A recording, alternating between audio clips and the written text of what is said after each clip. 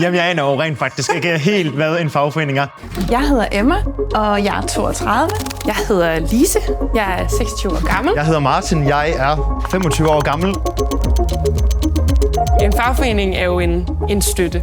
Det er en, du har i ryggen, en, du kan gå til, en, der kan hjælpe dig, hvis der sker noget, men også en, der kan hjælpe dig med at blive mere attraktiv på arbejdsmarkedet. Kæmper for dit fag. Ja, ikke? Præcis. Ja. En, der kender dit fag også.